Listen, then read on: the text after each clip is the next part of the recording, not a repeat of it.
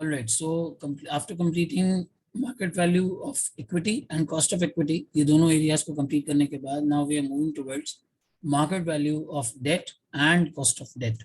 ठीक है. हमारे बैग के जो 4 एलिमेंट्स थे उन 4 में से 2 हम स्टडी कर चुके हैं. अब हमें जो पढ़ना है वो पढ़ना है market value of debt and cost of debt. सबसे पहले हम चंद एक बेसिक चीजें जो है वो पढ़ लेते हैं. देखिए डेट प्राइमरली दो तरह का होता है, एक शॉर्ट टर्म, दूसरा long term. Short term debt के अंदर अमूमन बैंक के ओवरड्राफ्ट, ठीक है, और रनिंग फाइनेंस का लोन, इस तरह की चीजें आती हैं जो बैंक आपको 2 से 3 साल के अरसे में या 1 से 2 साल के अरसे में प्रोवाइड करता है. लॉन्ग टर्म के अंदर प्राइमरली आप देखें तो लॉन्ग टर्म बैंक लोन्स आ जाते हैं और डेट के इंस्ट्रूमेंट्स आ जाते हैं.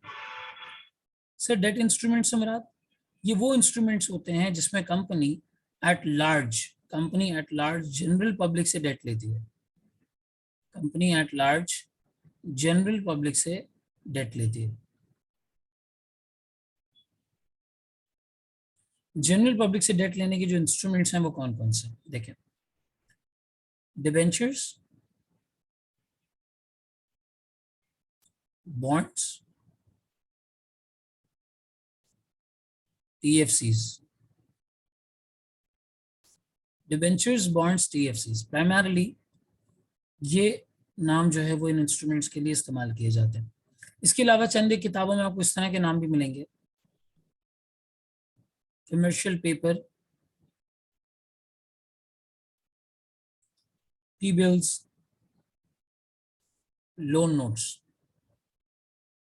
इस तरह के नाम भी भारत जो है वो मौजूद है. कमर्शियल पेपर और टी बिल्स और लोन नोट्स में ये थोड़े से शॉर्ट टर्म के लिए कुछ जगहों पे जो है इंस्ट्रूमेंट इस्तेमाल किए जाते हैं, कुछ जगहों पे लॉन्ग टर्म के लिए किए जाते हैं. टीएफसीज हैं, बॉन्ड्स हैं, डिबेंचर्स हैं, ये जितने भी इंस्ट्रूमेंट्स हैं इनका फंक्शन एक ही तरीके का है. लोन के केस में क्या होता है, लोन के केस में ये होता है कि भाई बैंक कंपनी को पहले लोन प्रोवाइड करता है, कंपनी को लोन प्रोवाइड करता है. रिजल्ट में कंपनी बैंक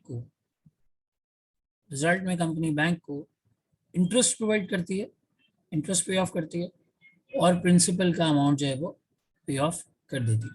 ये चला जाता है बैंक के पास. डिबेंचर्स वगैरह में यही चीज इस तरह से जनरल पब्लिक के साथ होती है. पहले हम डेट को समझेंगे, उसके बाद हमें बाकी चीजें जो है वो डिस्कस करनी है. जनरल पब्लिक पहले कंपनी को कैश प्रोवाइड करती है, ठीक है, यहाँ पे कैश आ जाता है, इसको आप प्रिंसिपल अमाउंट कहते हैं. फिर रिजल्टिंगली कंपनी जनरल पब्लिक को इवेंचुअली इंटरेस्ट पे करती है और इंटरेस्ट पे करने के बाद प्रिंसिपल रिडीम कर देती है, इसको रिडेम्पशन कहा जाता है. प्रिंसिपल रिडीम कर देती है, इसको रिडेम्पशन कहा जाता है. ये जनरल पब्लिक के साथ चला जाता है. अच्छा, जनरल पब्लिक से जब ये इंस्ट्रूमेंट्स पर बात होती है, जब इंस्ट्रूमेंट्स इशू किए जाते हैं तो चंद एक चीजें होती हैं जो अग्रीड अपॉन होती हैं. क्या क्या चीजें होती हैं सर? जैसे बॉन्ड की फेस वैल्यू भी कहते हैं इसको, पार वैल्यू भी कहते हैं. टिपिकली पाकिस्तान में या दीगर ममालिक में आप देखें तो बॉन्ड की जो वैल्यू है 100 रुपये होती है या 1000 रुपये होती है, इसके आसपास. जैसे शेयर्स की नॉमिनल वैल्यू 10 रुपये के आसपास होती है, 100 रुपये और 1000 रुपये के आसपास फेस वैल्यू, पार वैल्यू होती है. फिर टर्म का मतलब होता है टाइम पीरियड. टाइम पीरियड से मुराद ये बॉन्ड कितने टाइम तक मेच्योर होगा, इसकी मेच्योरिटी कब है, कंपनी कितने टर्म में कितने टाइम पीरियड में इसकी रीपेमेंट कर देगी. लाइक फॉर एग्जांपल 3 साल का बॉन्ड हो सकता है, 5 साल का हो सकता है, 10 साल का बॉन्ड हो सकता है, 20 साल का बॉन्ड हो सकता है. सही. फिर एक चीज होती है coupon rate. Coupon rate is basically the interest rate जो कंपनी पे करती है, लाइक फॉर एग्जांपल, और ये हमेशा मल्टीप्लाई होता है फेस वैल्यू के साथ. Like for example if the coupon rate is let's say 10% and face value of the bond, par value of the bond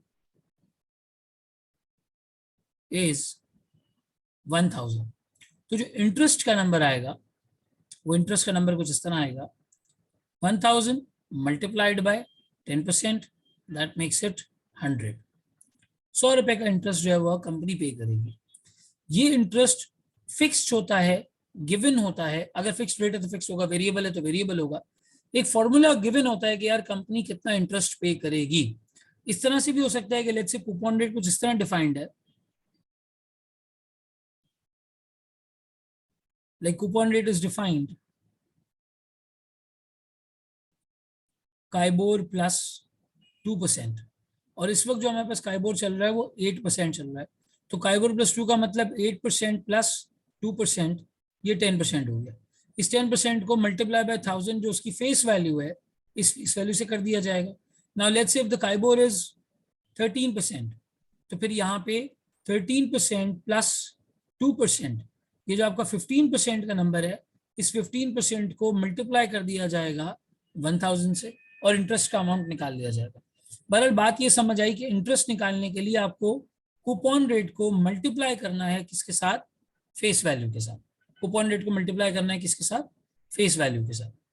और फिर इवेंचुअली ये इंटरेस्ट पे होता रहेगा होता रहेगा होता रहेगा over the period, over the term interest पे होता रहेगा, और at the end of the term अगर रिडेम्पशन का क्लॉज मौजूद है तो आपको वो अमाउंट रिडीम कर दिया जाएगा, आपको वो अमाउंट रिडीम कर दिया जाएगा। अच्छा, हमने हमारी कॉस्ट ऑफ इक्विटी और मार्केट वैल्यू ऑफ इक्विटी वाले एरिया के अंदर एक चीज देखी थी कि शेयर होल्डर्स कंपेयर करते हैं कि यार फार्मा के जो कंपनीज हैं वो क्या रिटर्न दे रही हैं, तो अगर आप फार्मा में इन्वेस्ट करें आप भी वही रिटर्न रिक्वायर करते हैं। इसी तरीके से अगर फॉर एग्जांपल किसी ने लेट्स से केमिकल्स की किसी कंपनी में इन्वेस्ट किया तो मिलती जुलती कंपनी जो रिटर्न दे रही है वो रिक्वायर करते हैं। इसी तरह यहाँ पे एक टर्म होती है मार्केट रेट या rate required bye lenders. Market rate या रेट रिक्वायर्ड बाय लेंडर्स, ये बहरहाल जो है वो एक टर्म यूज होती है। सर ये क्या है? ये rate offered on similar bonds है कि भाई मिलते जुलते बॉन्ड्स पर क्या इंटरेस्ट मिल रहा है, क्या जो है वो रिटर्न मिल रहा है। इसको मार्केट रेट भी कहा जाता है, इसको रेट रिक्वायर्ड बाय लेंडर्स भी कहा जाता है, इसको यील्ड टू मेच्योरिटी भी कहा जाता है। यील्ड टू मेच्योरिटी भी कहा जाता है कि भाई जो लेंडर है उस लेंडर को क्या रिटर्न मिल रहा है सिमिलर बॉन्ड्स के ऊपर। जो लेंडर है उसको क्या जो है वो लेट्स से इंटरेस्ट मिल रहा है सिमिलर बॉन्ड्स के ऊपर। सो हम मार्केट वैल्यू डेट की किस तरह कैलकुलेट करते हैं? हमें पता है कि सर मार्केट वैल्यू किसी भी इंस्ट्रूमेंट की होती है present value of its future cash flows. Present value of its future cash flows. हमने इक्विटी में देखा था कि डिविडेंड की जो प्रेजेंट वैल्यू है इक्विटी की मार्केट वैल्यू बनती है। सो यहाँ पे लाइक वाइज बॉन्ड्स के केस में या डिबेंचर्स के केस में present value of interest plus present value of redemption amount. Redemption से मुराद जो आपको रिडेम्पशन के ऊपर पैसे मिलेंगे, जो प्रिंसिपल रीपेमेंट होगी बॉन्ड के एंड पे वो मिलेंगे। इन दोनों की आप प्रेजेंट वैल्यू निकाल लें और इनको अगर क्लब कर लें तो आपके पास बॉन्ड की वैल्यू बन जाती है। सर कैसे? एक एग्जांपल से करके बताएं। अभी एग्जांपल से करके दिखा देते हैं। देखिए फॉर एग्जांपल मेरे पास एक बॉन्ड है जिसकी फेस वैल्यू है लेट्स से 1000 रुपए, ठीक है। इसके ऊपर कूपन रेट मिलता है 8%, ठीक है जी। टर्म कितनी है इस बॉन्ड की? सर इस बॉन्ड की टर्म है करीबन 10 साल, 10 ईयर्स। अभी 10 ईयर्स बाकी हैं, रिमेनिंग 10 ईयर्स हैं, 10 साल तक इंटरेस्ट मिलता रहेगा, ठीक है जी। बेहतरीन हो गया, फेस वैल्यू आ गई, कूपन रेट आ गया, टर्म आ गया, 10 ईयर्स तक हमें मिलता रहेगा। और जो मार्केट में मिलता जुलता रिटर्न है जिस तरह के बॉन्ड्स के ऊपर दिया जाता है वो है करीब करीब 9%, ठीक है। अच्छा, एक और चीज यहाँ पे उन्होंने बताई कि भाई रिडेम्पशन होगी फॉर एग्जाम्पल 1100 रुपए में। सर 1100 रुपए से मतलब आपने अपनी अर्लियर स्टडीज में पढ़ा होगा कि जो over and above face value of amount पे करते हैं दैट इज कॉल्ड प्रीमियम। सो यहाँ पे हमें प्रीमियम मिल रहा है 1100 माइनस फेस वैल्यू जो 1000 रुपए है, 100 रुपए का कंपनी हमें यहाँ पे प्रीमियम दे रही है। अब सवाल ये पैदा होता है कि इसकी मार्केट वैल्यू कैसे कैलकुलेट होगी। तो मार्केट वैल्यू के लिए हमने बॉन्ड का पूरा स्ट्रक्चर समझा। हमें ये पता है कि यार मार्केट वैल्यू के लिए हमें प्रेजेंट वैल्यू ऑफ इंटरेस्ट निकालना है plus present value of redemption का अमाउंट निकालना है। तो हम पहले ये समझ लेते हैं कि ये किस तरह से प्लॉट होगा। देखें, ये 10वें साल का एंड है, ठीक है। ओवर द पीरियड यहां अगर आज ईयर 0 है, सो ओवर द पीरियड, इस पूरे पीरियड में, इस पूरे टेन्योर में आपको यहाँ पे इंटरेस्ट मिलता रहेगा। और वो इंटरेस्ट कितना होगा सर? फेस वैल्यू है हमारी 1000 रुपए, 1000 रुपए के ऊपर 8% मिलता रहेगा, यानी कि 80 रुपीज मिलता रहेगा। 80 रुपीज हमें इंटरेस्ट मिलता रहेगा over the period of 10 years. फिर यहाँ पे आके 80 रुपीज के साथ साथ हमें 1100 रुपए और मिलेंगे, हमें 1100 रुपए और मिलेंगे। हम इसकी डिस्काउंटिंग कर सकते हैं, इंटरेस्ट की हम एनुअलिटी बेस्ड डिस्काउंटिंग कर सकते हैं, और आखिर में जो हमारे पास वैल्यू बन रही है रिडेम्पशन की, उसको हम सिंपल डिस्काउंट जो है वो कर सकते हैं कंपाउंडिंग वाले फॉर्मूले से। सो प्रेजेंट वैल्यू ऑफ इंटरेस्ट में are 1 - 1 + i raised to the power -n upon i, ये ऑर्डिनरी एन्युटी का फॉर्मूला है, आपने अपनी अर्लियर स्टडीज में पढ़ा होगा। और इसके अलावा आप रिडेम्पशन का जो अमाउंट है, रिडेम्पशन का अमाउंट इसको 1 + i raised to the power -n कर दें। सो मेरे पास 80 रुपए का इंटरेस्ट है जो मुझे through out the period of 10 years मिलेगा। 1 - 1 प्लस, सिर्फ सवाल ये पैदा होता है कि इसको डिस्काउंट किस रेट से करेंगे। देखिए, जब आप एनपीवी निकालते हैं तो आप एनपीवी में डिस्काउंटिंग करते हैं अपने रिक्वायर्ड रेट से, कि भाई मेरा रिक्वायर्ड रेट ऑफ रिटर्न कितना है। इसी तरीके से बॉन्ड्स के केस में जो रिक्वायर्ड रेट ऑफ रिटर्न होता है वो रिफ्लेक्ट हो रहा होता है मार्केट रेट से। भाई मेरी अपॉर्चुनिटी कॉस्ट क्या है? मिलते जुलते बॉन्ड्स के ऊपर मुझे कितना यहाँ पर जो है वो इंटरेस्ट मिल रहा है। मिलते जुलते बॉन्ड्स 9% मिल रहा है, तो जो इवेल्युएट करने वाला बंदा है वो 9% पे डिस्काउंटिंग करेगा इसकी। 9% 10 साल अपॉन 9%। रिडेम्पशन के कैश फ्लोज भी फिक्स हैं, 1100 रुपए मिलेंगे। 1 + i में आ जाएगा 9% माइनस 10 ईयर्स, 10 साल पे, इसकी भी डिस्काउंटिंग कर ली। आए इसको जरा कैलकुलेट करते हैं sir. 80 rupees 1 - 1.09 raised to the power -10 upon 0.09 plus 1100 into 1.09 raised to the power -10, कुल मिला के ये आपकी बॉन्ड की वैल्यू बन जाती है 978 रुपीज। अब अगर आज ये कंपनी ये बॉन्ड इशू करती है, या आप किसी से भी इस बॉन्ड को आज परचेज करते हैं, सो परचेजिंग के वक्त ये इसकी परचेज वैल्यू बननी चाहिए, ये इसकी मार्केट वैल्यू बननी चाहिए। एज सिंपल एज दैट, बहुत आसान है सर। एक डेट की मार्केट वैल्यू निकालने का सिंपल तरीका है कि आप उस पर मिलने वाले इंटरेस्ट की प्रेजेंट वैल्यू निकालें और आप उसके ऊपर मिलने वाले रिडेम्पशन अमाउंट की प्रेजेंट वैल्यू निकालें। और सर ये जो मार्केट रेट आपके सामने मौजूद है 9% वाला, this is basically your KD. KD is the rate required by the lenders। KD वो रेट है जो लेंडर्स रिक्वायर करते हैं, जो बोरोअर जिन्होंने कंपनी को डेट प्रोवाइड किया वो रिक्वायर करते हैं। तो इसको हम क्या कहते हैं? इसको हम कहते हैं केडी। केडी कह लें, मार्केट रेट कह लें, rate offered by similar bonds कह लें, यील्ड टू मैच्योरिटी कह लें, rate required by the bond holders कह लें, ये सारी चीजें इसके अंदर शामिल है। और एक छोटी सी इलस्ट्रेशन से हमने ये समझा कि डेट की मार्केट वैल्यू किस तरह से कैलकुलेट होती है। अब थोड़ा सा आए डिस्कशन को आगे बढ़ाते हैं।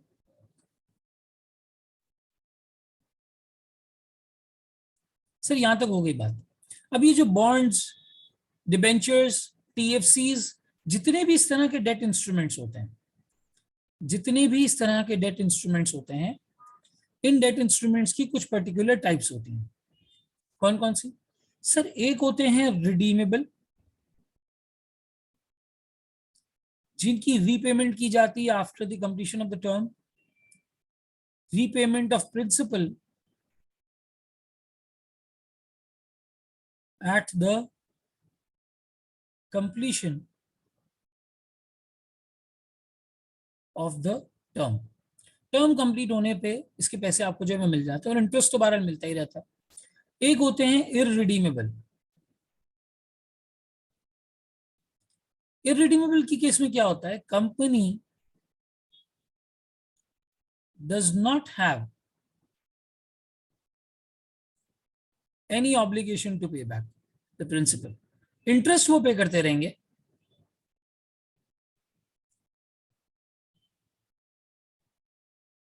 इन अ लिमिटेड टाइम। यानी कि इररिडीमेबल के केस में क्या होता है, इररिडीमेबल होते हैं इनडेफिनेट टाइम पीरियड के लिए, इनडेफिनेट टाइम पीरियड के लिए। कंपनी चाहे तो इनके प्रिंसिपल को वापस करे, कंपनी ना चाहे तो इनके प्रिंसिपल को वापस ना करे, ये इनकी सवाबदीद के ऊपर है। सही। सो रिडीमेबल केस में एक लिमिटेड टाइम पीरियड होता है, उसके बाद पैसे वापस करने होते हैं। इररिडीमेबल के केस में जब मेच्योरिटी की कोई बात नहीं होती, कंपनी के ऊपर है, कंपनी पे करे ना करे, इंटरेस्ट बहरहाल इसमें जो है वो आपको मिलता रहता है, इंटरेस्ट मिलता रहता है। और रिडेम्पशन की वजह जो इंटरेस्ट यहाँ पे भी मिलता रहता है, लेकिन यहाँ पे रिडेम्पशन भी हो जाती है, रिडेम्पशन नहीं होती। तीसरा टाइप कन्वर्टेबल। कन्वर्टेबल के अंदर क्या होता है, एट मेच्योरिटी, मेच्योरिटी में जो इसका होल्डर होता है उस होल्डर के पास दो ऑप्शंस होते हैं। एक होता है कि यार वो कैश रिडीम करा ले, कन्वर्टेबल में आपके पास ऑप्शन होता है कि यार वो कैश रिडीम करा ले, या फिर दूसरा ऑप्शन होता है कि आप इसको कन्वर्ट करा लें into ordinary shares, convert into ordinary shares.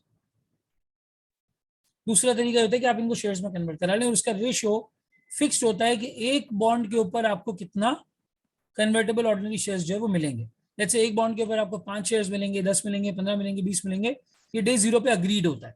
फिर अगर शेयर्स की मार्केट वैल्यू ज्यादा होती है तो आपको फायदा होता है, आप जो है वो कन्वर्जन का ऑप्शन लेते हैं, और अगर शेयर्स की मार्केट वैल्यू कम होती है तो आप कैश रिडीम करवा लेते हैं। लाइक फॉर एग्जाम्पल अगर 10 शेयर्स मिलने हैं, वैसे देखें तो रिडेम्पशन 1000 रुपए के ऊपर है, लेकिन ये 10 शेयर मार्केट में 12 रुपए के चल रहे हैं, तो सॉरी 120 रुपए के चल रहे हैं, तो 120 रुपए के हिसाब से आपका टोटल नंबर 1200 रुपए बनता है। तो आप जाहिर है रिडीम करवा मतलब कन्वर्ट करवा लेंगे उनको शेयर्स में, और कन्वर्ट करके मार्केट में बेच देंगे तो आपको 200 रुपए का एक्स्ट्रा बेनिफिट हो जाएगा। इस केस में, मेच्योरिटी वाले केस में, जाहिर इसमें भी इंटरेस्ट आपको मिलता रहता है, लेकिन रीपेमेंट के ऑप्शंस के एतबार से ये तीन आपके पास टाइप्स हैं, एक है रिडीमेबल, एक है इररिडीमेबल, और एक है कन्वर्टेबल। सही, कन्वर्टेबल। सो सबसे पहले हम पिक करते हैं केस इररिडीमेबल का। इररिडीमेबल का केस सबसे पहले पिक करते हैं। इररिडीमेबल की केस में क्या होता है कि आपके पास इंटरेस्ट की पेमेंट आ रही होती है, और इसका जो टाइम होता है वो इनडेफिनेट होता है कंपनी के ऊपर। सर जहां पे इनडेफिनेट की बात आती है वहां पे हमें अगर मार्केट वैल्यू निकालनी है, डिस्काउंटिंग करनी है, तो परपेचुइटी का कॉन्सेप्ट आ जाता है। यानी मार्केट वैल्यू क्या है सर, मार्केट वैल्यू है present value of the interest cash flows. क्यों? क्योंकि आपके पास रिडेम्पशन का तो कोई डेफिनेट टाइम है ही नहीं, आपका सारा का सारा जो मार्केट वैल्यू है वो किसकी पेमेंट के ऊपर है, वो इंटरेस्ट की पेमेंट के ऊपर है। तो इस केस में हमारा परपेचुइटी का फॉर्मूला जो R/I हम इसको इस्तेमाल करते हैं, और इररिडीमेबल डेट की मार्केट वैल्यू के लिए आप फॉर्मूला इस्तेमाल करते हैं market value is equals to interest upon KD। पेरेस अगर इंटरेस्ट आपको कैलकुलेट करना है तो वो कैसे कैलकुलेट होगा, coupon rate into face value, ये इंटरेस्ट रेट कैलकुलेट होगा। और केडी कैसे कैलकुलेट होगा, KD is basically the market rate, और you can say rate required by the debt holders, rate required by the debt holders. सही है, ये आपके पास इस तरह से एक सिचुएशन आ गई। यानी हम ये कह सकते हैं कि अगर इररिडीमेबल का केस है, तो हमें मार्केट वैल्यू अगर निकालनी है डेट की, मार्केट वैल्यू ऑफ डेट अगर कैलकुलेट करना है तो बड़ा सिंपल है, इंटरेस्ट का नंबर लें, उसको डिवाइड कर दें KD से, where KD is the market rate and interest is the interest amount which you are going to get on the coupon rate basis। सही, कूपन रेट बेसिस के ऊपर। सर क्या इसे फ्लिप कर सकते हैं, इस फॉर्मूले से KD कैलकुलेट हो सकता है? बिल्कुल। अगर आपके पास मार्केट वैल्यू गिवन है तो इसी फॉर्मूले में इंटरेस्ट अपॉन मार्केट वैल्यू करके आप KD भी कैलकुलेट कर सकते हैं। यानी अगर एक बॉन्ड फॉर एग्जांपल आज इसकी मार्केट वैल्यू चल रही है 103 का चल रहा है, और जो मार्केट में रेट चल रहा है KD का वो तकरीबन चल रहा है 10%, सॉरी मार्केट में रेट चल रहा है 10% का। तो ये दोनों चीजें जो है वो बहरहाल कैलकुलेट की जा सकती हैं। अगर इनमें से एक मिसिंग है तो दूसरी कैलकुलेट हो सकती है, दूसरी मिसिंग है तो पहली कैलकुलेट हो सकती है। अब यहाँ पे एग्जांपल लेने, अगर मार्केट वैल्यू चल रही है 10%, और मुझे पता चलता है कि भाई इसका जो कूपन रेट है, coupon rate that is 8%, face value is 100 rupees. तो मैं क्या करूंगा, मैं केडी को कैलकुलेट करने के लिए पहले इंटरेस्ट निकालूंगा, interest upon market value. Sir interest कैसे कैलकुलेट होगा, KD is equal to interest अगर कैलकुलेट करना है तो 100 रुपए फेस वैल्यू से हमेशा कूपन रेट मल्टीप्लाई होता है, that is the interest cash flow, और मैं इसको डिवाइड कर दूंगा 103 की मार्केट वैल्यू से। यानी 100 को अगर 8% से करते हैं 8 डिवाइड बाय 103, तो यहाँ पे इसका केडी निकल आएगा 8 डिवाइडेड बाय 103। ये आपका जो मार्केट रेट यहाँ पे बना वो बना 7.76%। ये आपका बन गया केडी, ठीक है, केडी कैलकुलेट हो गया। सो रिडीमेबल के केस में, इरिडीमेबल के केस में बड़ा सिंपल है, इरिडीमेबल के केस में बड़ा सिंपल है, आपने करना है इंटरेस्ट अपॉन केडी और आपकी मार्केट वैल्यू निकल आएगी। आपने करना है इंटरेस्ट अपॉन मार्केट वैल्यू और आपकी केडी जो है वो कैलकुलेट हो जाएगी। अच्छा, ये जो पर्सपेक्टिव है ये लेंडर का पर्सपेक्टिव है जिसने कंपनी को पैसे दिए हैं। अगर मैं यहाँ कंपनी का पर्सपेक्टिव देखूं, एक स्टेप आगे बढ़ रहे हैं, साथ में रहिएगा। अगर मैं यहाँ पे कंपनी का पर्सपेक्टिव देखूं तो कंपनी के पर्सपेक्टिव में क्या है, कंपनी को तो टैक्स का बेनिफिट भी मिलता है सर डेट के ऊपर। कंपनी को तो जो डेट के ऊपर बेनिफिट मिलता है वो जो है वो टैक्स के ऊपर, इंटरेस्ट के ऊपर टैक्स का बेनिफिट भी मिलता है। सो कंपनी की जो केडी है, कंपनी की जो केडी है वो तो बहरहाल कम होगी, और जी बिल्कुल कम होगी। यहाँ पे केडी की दो टाइप्स निकल आएंगी, एक है pre tax KD, this is the lender perspective. Lender का कितना रिटर्न बना है, इससे ये पता चलता है कि भाई लेंडर ने कितना रिटर्न कमाया, लेंडर ने कितना रिटर्न कमाया या मार्केट रेट लेंडर का क्या चल रहा है। जबकि केडी का दूसरा पर्सपेक्टिव है पोस्ट टैक्स केडी, और ये पोस्ट टैक्स केडी किसका, कंपनी का पर्सपेक्टिव है, क्योंकि कंपनी को जो रेट पड़ता है वो बहरहाल कम पड़ता है। वैक वाली वीडियो के अंदर आपने इस चीज को अंडरस्टैंड किया होगा कि इंटरेस्ट के ऊपर मिलने वाले टैक्स बेनिफिट की वजह से कंपनी को एक फायदा मिलता है, और company net of tax achieve कर ले तो वही बहुत है। 100 रुपए इंटरेस्ट देना है, 30% का टैक्स बेनिफिट है, कंपनी नेट 70 रुपए कमा ले, इंटरेस्ट वो बेशक 100 दे, टैक्स में उसको 30 रुपए जो है वो भरा, उसकी बचत हो जाएगी। तो कंपनी परस्पेक्टिव से वो रेट और भी कम होता है। सर फिर कंपनी के परस्पेक्टिव में इस फॉर्मूले को कैसे इस्तेमाल करेंगे, कंपनी के परस्पेक्टिव में अब ये मार्केट वैल्यू बन जाएगी, debt is equal to interest into 1 minus T, where T is your basically tax rate. T is your basically, जो T है ये बन जाएगा टैक्स रेट, ठीक है।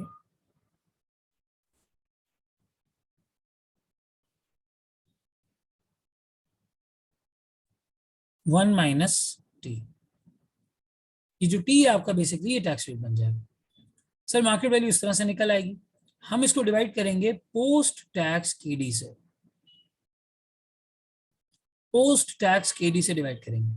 सर अगर पोस्ट टैक्स केडी निकालना हो तो ये post tax KD is equals to interest into 1 minus T divided by market value of date.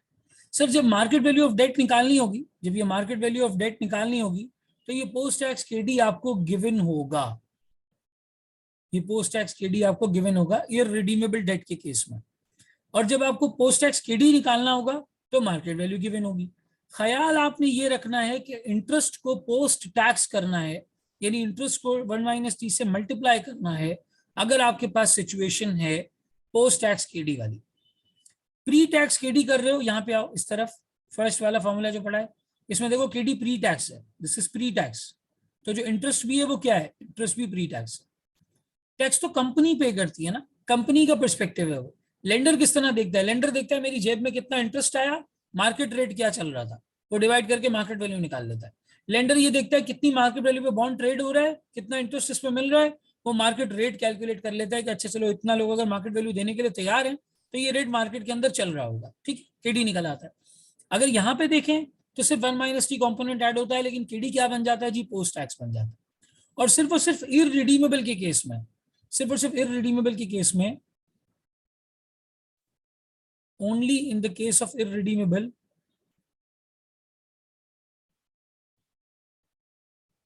अगर आपको प्री टैक्स केडी को पोस्ट टैक्स करना हो तो सिंपल उसका फॉर्मूला है pre tax K D multiply by 1 minus T is equals to post tax K D. लेकिन ये अपने पास कहीं नोट बना लीजिएगा कि ये इररिडीमेबल के केस में अप्लाई होगा, रिडीमेबल डेट के केस में ये अप्लाई नहीं होगा। जिसकी टर्म लिमिटेड होती है, रीपेमेंट बाद में मिल जाती है, उसमें ये फॉर्मूला अप्लाई नहीं होगा। ये सिर्फ और सिर्फ इररिडीमेबल के केस में अप्लाई होगा, जहां पे आप प्री टैक्स केडी को 1 माइनस टी से मल्टीप्लाई करके पोस्ट टैक्स केडी बना सकते हैं, और पोस्ट टैक्स केडी को 1 माइनस टी से डिवाइड करके प्री टैक्स केडी बना सकते हैं। रिडीमेबल के केस में जहां पे टर्म लिमिटेड होती है, रीपेमेंट मिल जाती है, वहां बहरहाल प्री टैक्स से पोस्ट टैक्स और पोस्ट टैक्स से प्री टैक्स में आने का ये तरीका नहीं है, वो एक डिफरेंट तरीका है। यानी यहाँ पे हमें ये बात समझ आई कि ये 4 फॉर्मूले हमारे सामने, interest upon KD, interest upon market value, pre tax KD निकाल देंगे, और अगर पोस्ट टैक्स है तो इंटरेस्ट को 1 माइनस टी से मल्टीप्लाई करके पोस्ट टैक्स केडी से डिवाइड करना है। डिपेंड करता है कि सवाल में आपको टैक्स गिवन है या नहीं। अगर सवाल में टैक्स गिवन है तो वैक को निकालते वक्त आप पोस्ट टैक्स केडी को यूज करेंगे। अगर सवाल में आपके पास इंटरेस्ट रेट नहीं गिवन तो फिर आप प्री टैक्स केडी यूज करेंगे। यानी ये हमारा वैक का फॉर्मूला था, अगर आपको याद हो। मैं एक दफा रिपीट कर देता हूं, ये हमारा फॉर्मूला था। वैक is equals to market value of equity into cost of equity plus market value of debt into cost of debt divided by market value of equity plus market value of debt. So ये जो KD यहाँ पे नजर आ रहा है आपको, इस वैक के फॉर्मूले में जो KD नजर आ रहा है, अगर केस हो इररिडीमेबल का, इररिडीमेबल हो रिडीमेबल हो, कोई भी केस हो, मतलब हम ये देखते हैं, if tax rate is given, if tax rate given, तो फिर ये क्या होगी जी, ये पोस्ट टैक्स केडी आप यहां पे यूज करेंगे, पोस्ट टैक्स केडी यूज करेंगे। And if tax not given, कि भाई टैक्स की वो बात ही नहीं कर रहा, तो फिर ये प्री टैक्स केडी जो है वो इस्तेमाल होगा। क्योंकि जब भी कंपनी पे टैक्सेस अप्लाई होते हैं तो एक टैक्स की सेविंग आती है, टैक्स सेविंग आती है on debt instruments, on debt interest. Debt के ऊपर या इंटरेस्ट के ऊपर आपके पास क्या आ जाती है जी, टैक्स की सेविंग आ जाती है। सो ओवरऑल लेवल पे हमें ये बात समझ में आई कि वैक के फॉर्मूले में जो रेट इस्तेमाल हो रहा है वो इस तरह से हो रहा है। अब अगर ये 4 फॉर्मूले इररिडीमेबल डेट के, ये 4 फॉर्मूले हमें समझ में आ चुके हैं, इररिडीमेबल डेट के 4 हमें समझ आ चुके हैं, तो आए अब हम इसकी इलस्ट्रेशन की तरफ बढ़ते हैं। इलस्ट्रेशन में एग्जाम्पल्स होंगी तो एग्जाम्पल से इसको समझना और आसान होगा।